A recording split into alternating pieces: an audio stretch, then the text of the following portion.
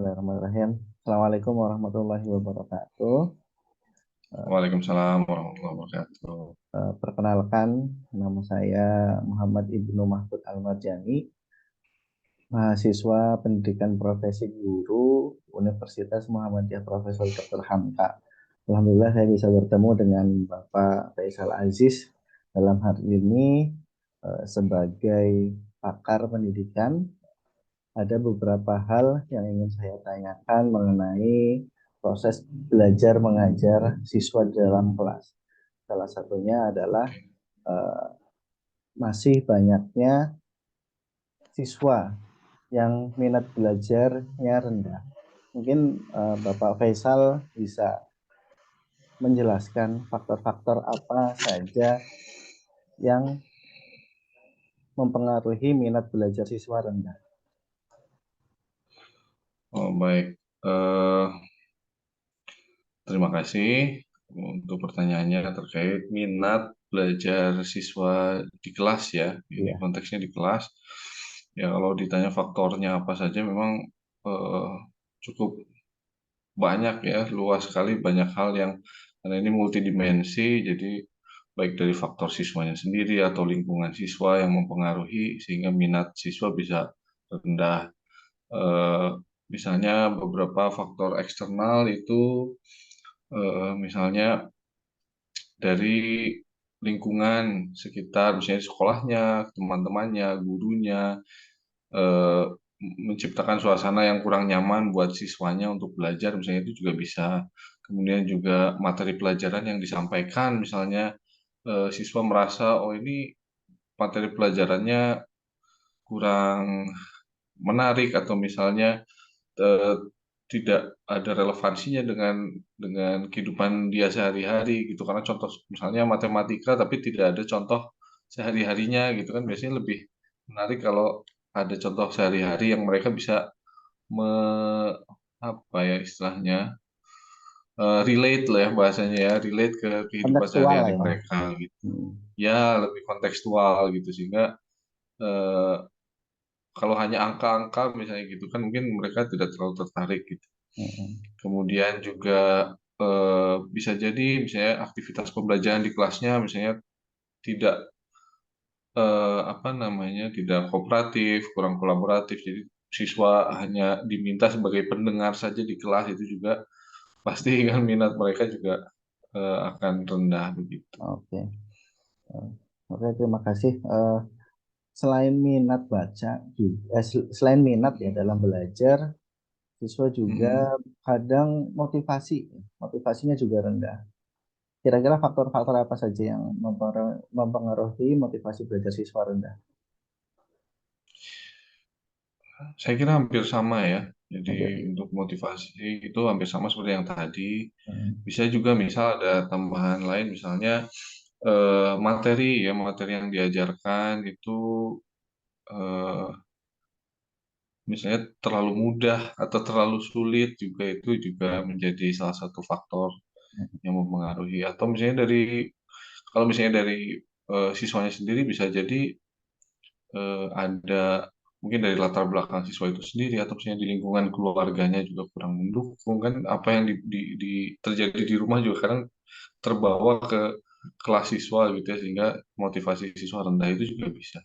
Iya. Eh, di dalam kelas juga beraneka ragam ya siswa, ada yang pintar, ada yang Mm-mm.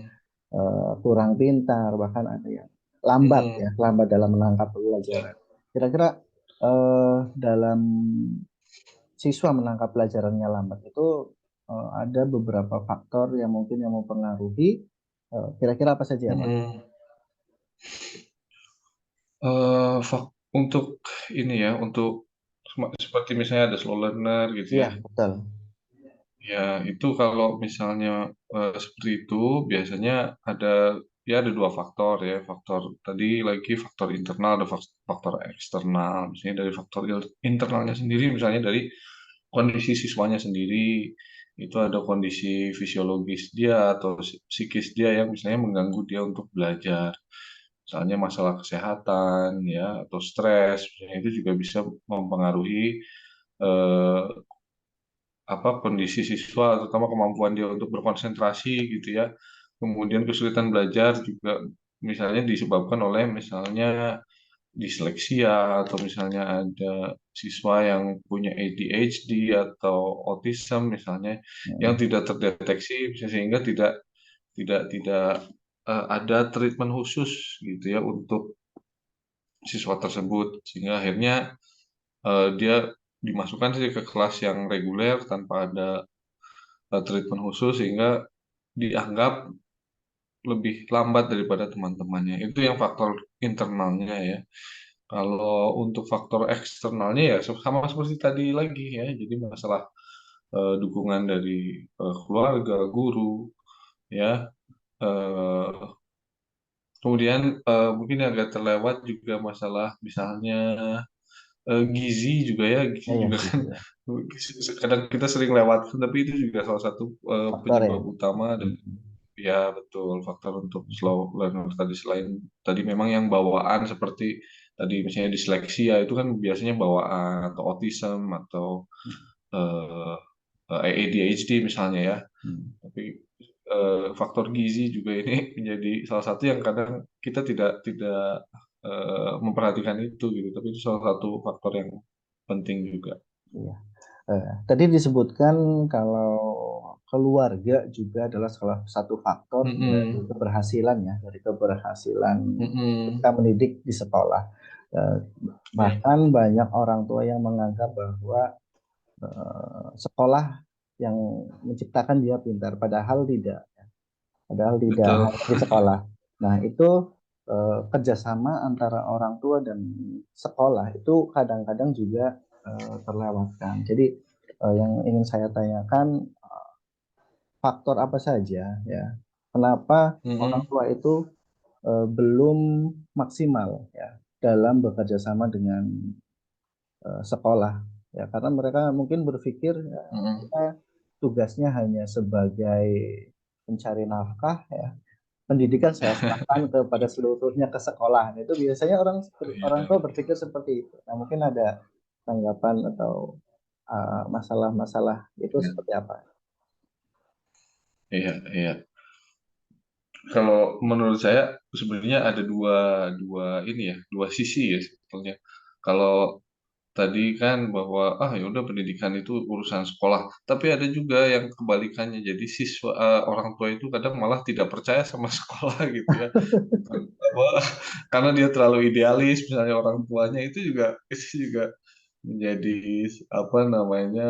Saya kira masalah karena eh, kadang orang tua juga memiliki pandangan sendiri tentang tentang pendidikan anak Ya. gitu ya Hmm. dan itu berbeda dengan apa yang diterapkan di sekolah makanya kadang tadi ada yang cuek sekali ada yang sering sekali mempertanyakan apa yang dilakukan oleh pihak sekolah gitu ya.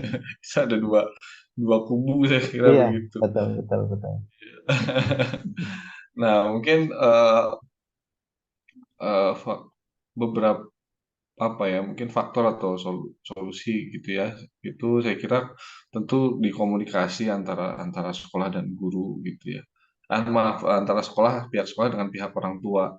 Nah kalau di mungkin beberapa sekolah sudah melakukan itu tapi biasanya ada pertemuan-pertemuan rutin antara orang tua dan guru yang misalnya di situ membahas mengenai apa yang bisa dilakukan orang tua di rumah misalnya untuk mendukung eh, mendukung pembelajaran siswa gitu ya. Kemudian apa yang sudah dilakukan oleh sekolah gitu ya.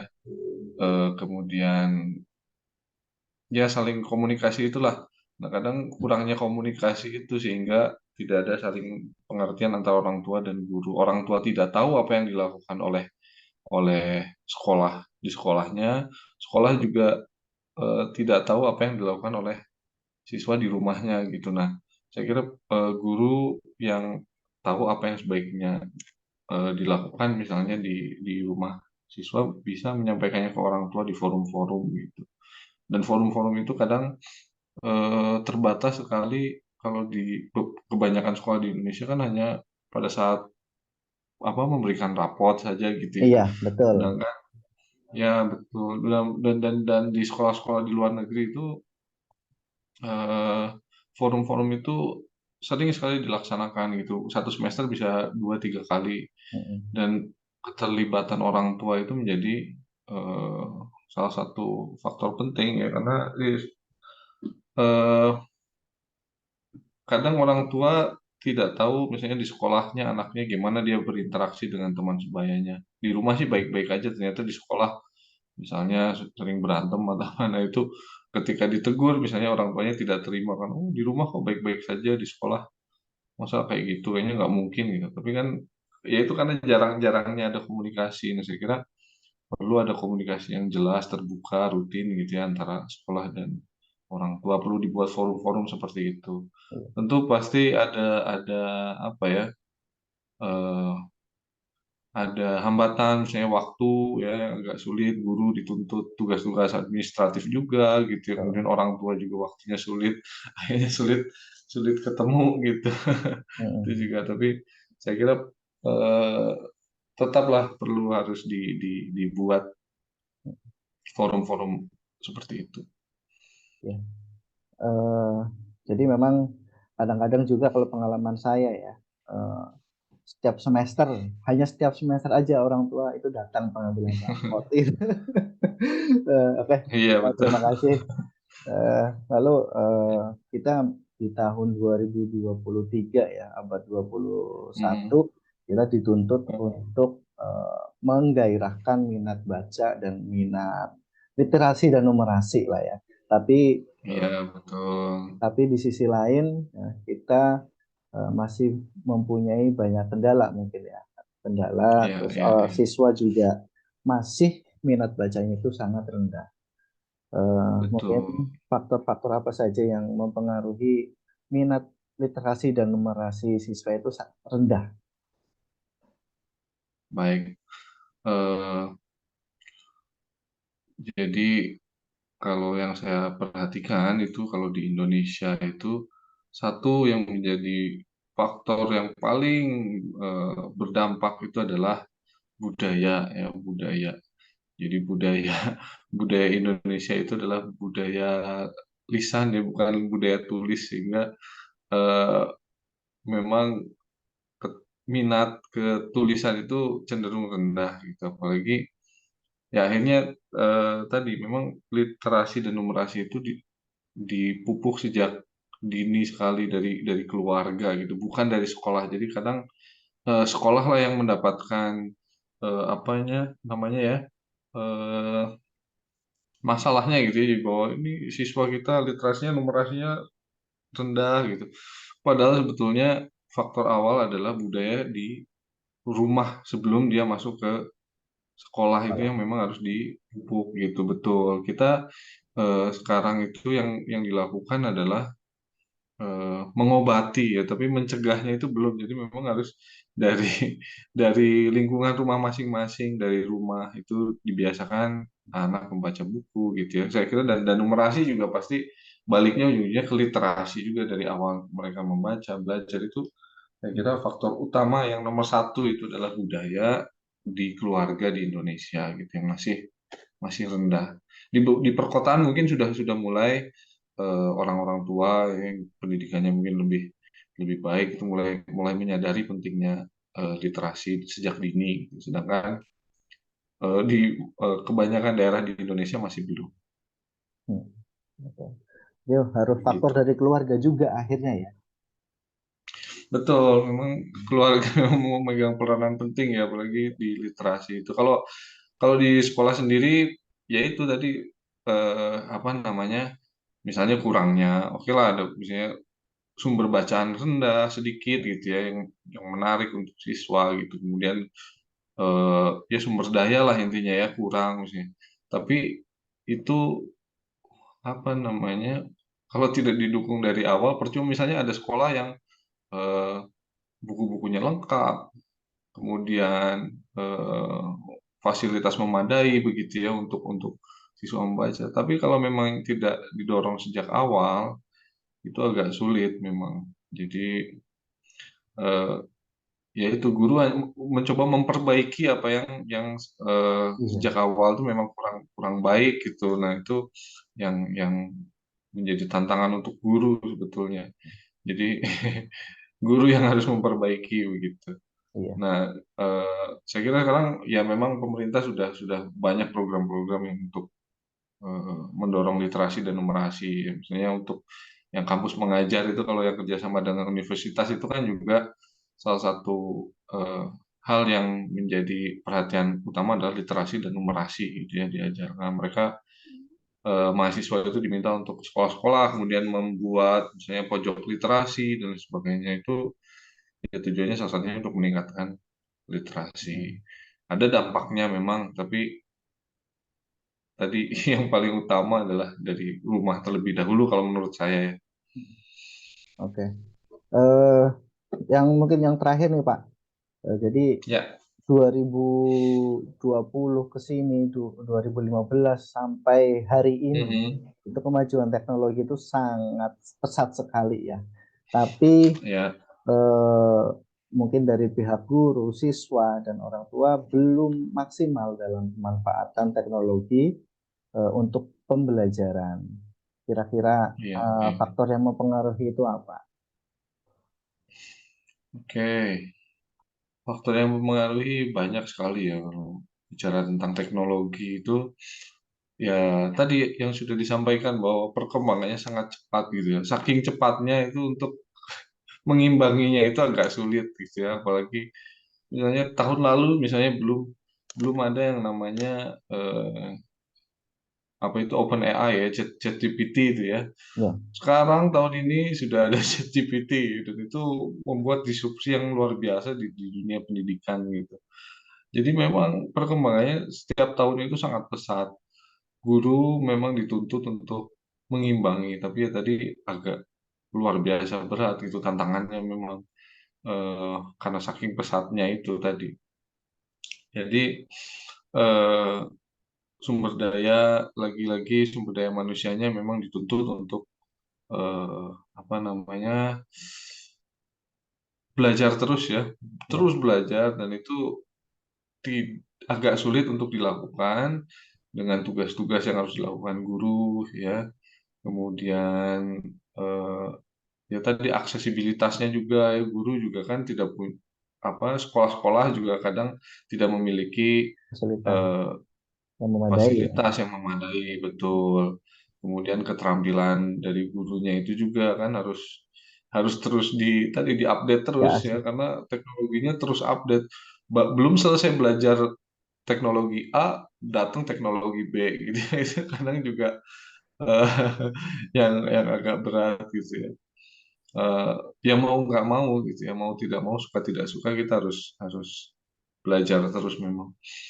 Kemudian juga eh, dukungan ya tentu dukungan dari pihak-pihak terkait misalnya pemerintah kemudian eh, kepala sekolah misalnya yang harus rutin memang mengadakan pelatihan-pelatihan gitu kalau misalnya tidak ya ketinggalan satu aja nanti akan berat gitu ya untuk catch up ya untuk mengimbanginya gitu ya kemudian juga yang kedua yang selanjutnya itu adalah saya kira adalah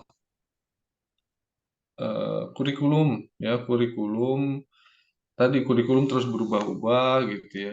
Eh, Kemudian kita mencoba mengintegrasikan teknologi ke dalam kurikulum itu eh, apa namanya diintegrasikan, kemudian ada adaptasi dan sebagainya. Belum selesai kadang kurikulumnya berubah lagi. Nah itu juga kadang agak sulit gitu ya.